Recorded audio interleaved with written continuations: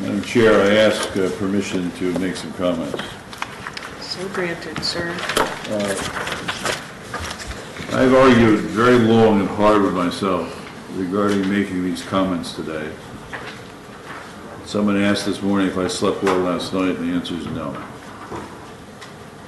I make them with great reluctance because I've decided they need to be made. And I think I'm the person who's probably in the best position to make them. These comments are very likely to generate a good deal of criticism. They may generate a good deal of anger. They may generate strong denials. They may generate other ramifications. And I accept those possibilities. I'm solely responsible for these comments today. I prepared them by myself. In particular, no member of the agency has had anything to do with these comments. No member of the staff has had anything to do with these comments. Now you're really making me nervous. If there is criticism, then it should be directed to me. I highly respect the office of the governor of this state. I'm a long-time observer of state government. I appreciate the awesome responsibilities that sit on the shoulders of the governor. I respect this governor's many accomplishments. I'm very appreciative that Governor Cuomo reappointed me to this agency so I could continue to serve the people of the state of New York. I have said publicly that the State Land Master Plan amendment process regarding major amendments is badly broken, and that's what I intend to address here in these next few minutes. All of you know that the park is a great treasure, one of the great natural resource areas of the United States, and indeed a natural resource treasure with worldwide significance. The Adirondack Park established the Adirondack Park AGency in order to focus, and I quote, responsibility for developing long-range park policy in a forum or a body that reflects statewide concerns. The agency is that forum. The membership of the agency represents multiple constituencies, as indeed something as complex as the Adirondack Park would require. It represents local interests. There are 5 members who are required by law to be full-time residents in the park. There are 3 members of the agency who must live outside the park, and I'm one of those. And there are 3 state officials who report directly to the governor. The idea of creating the agency was that there are different priorities. There are different ideas about the Adirondacks and the future of the Adirondacks.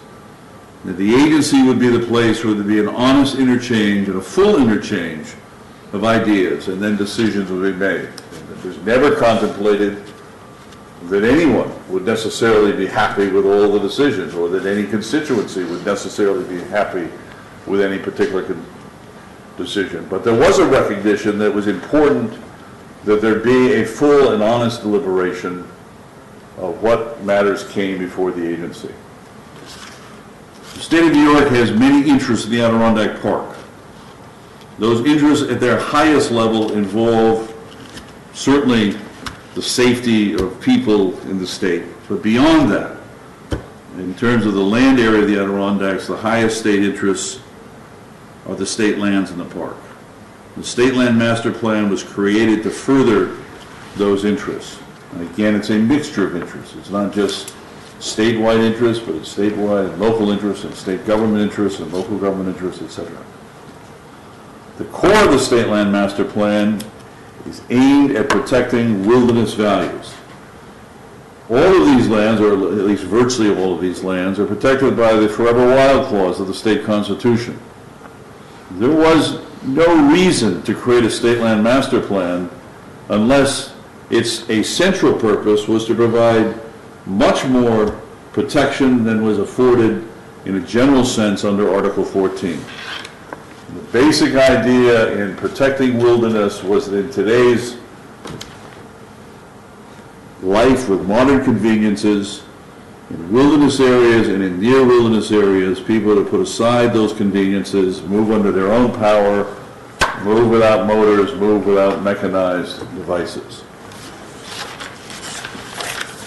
Master plan comes down strongly in favor of allowing natural forces to undertake and pursue their own ends, and for human beings to move in certain areas in traditional ways and using their own power. Amendments to the State Land Master Plan are contemplated and are appropriate, and the plan provides for amendments. The way the process is supposed to work is this to be a full, honest deliberation by the multi-constituency Adirondack Park AGency, which then makes recommendations to the governor. The governor is certainly authorized and entirely appropriate to approve either the agency's recommendations or to disapprove those recommendations. But this process, which I've just described, is not what has happened over many months regarding the Essex Chain Lakes complex and the UMP that was adopted, or regarding these amendments to the State Land Master Plan.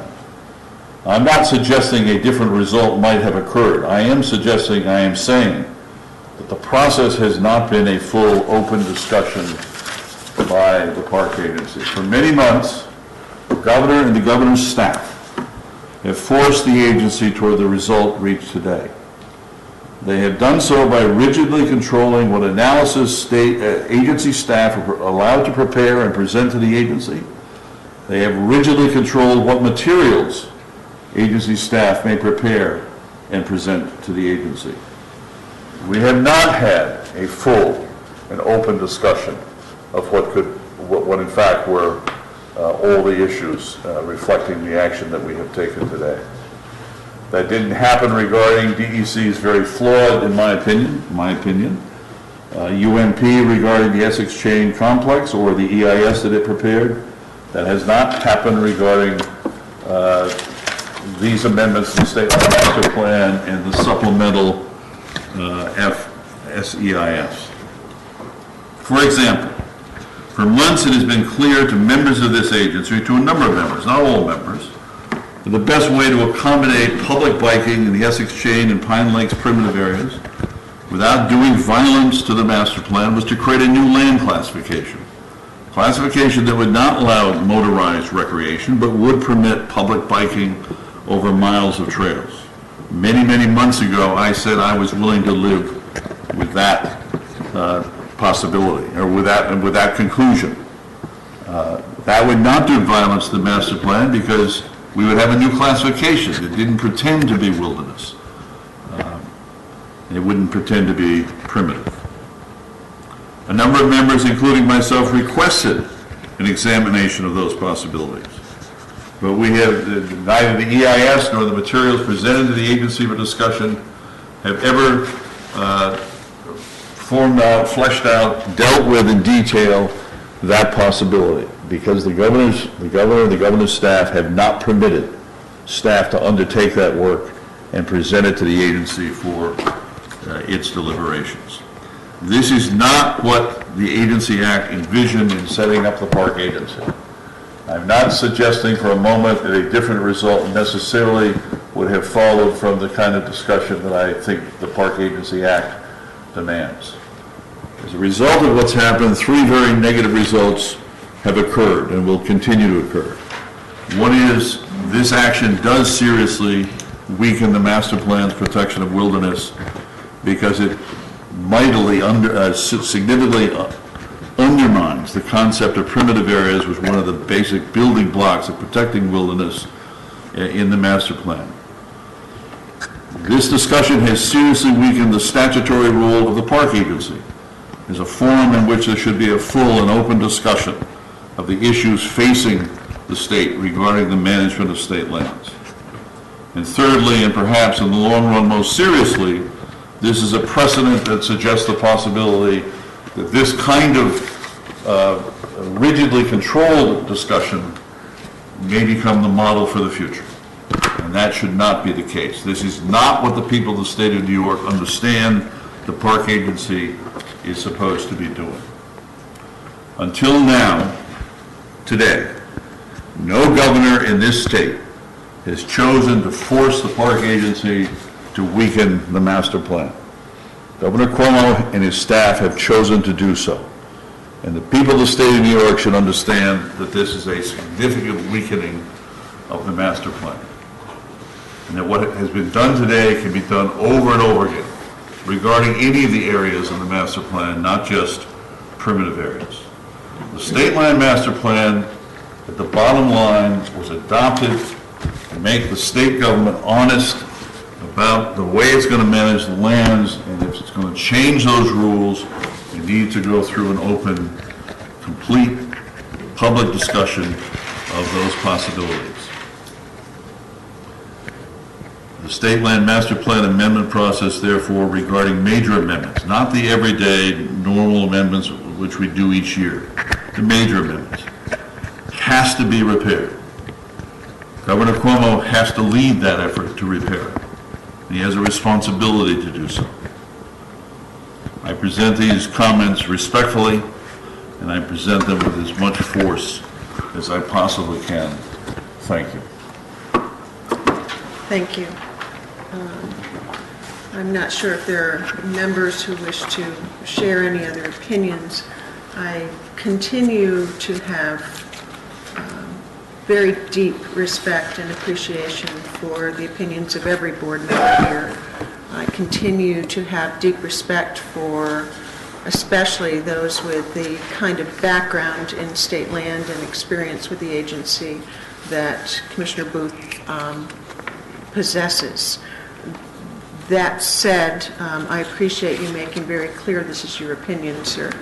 And I respect your right to share it as an independent member of the board.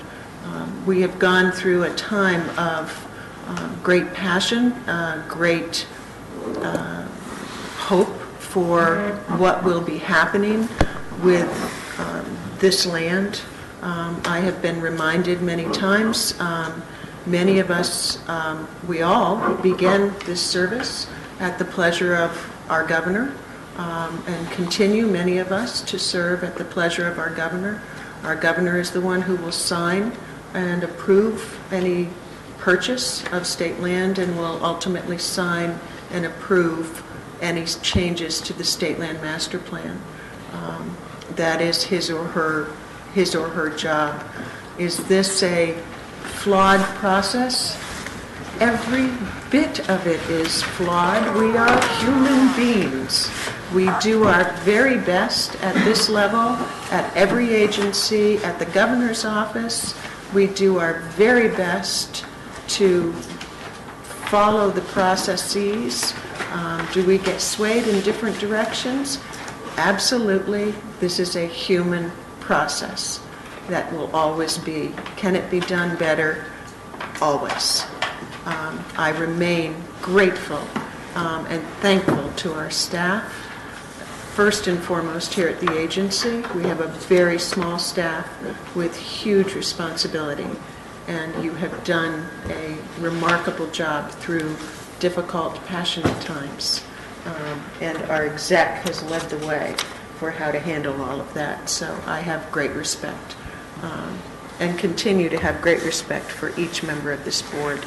You have all expressed many hopes through this process about what will come next, how that will be done.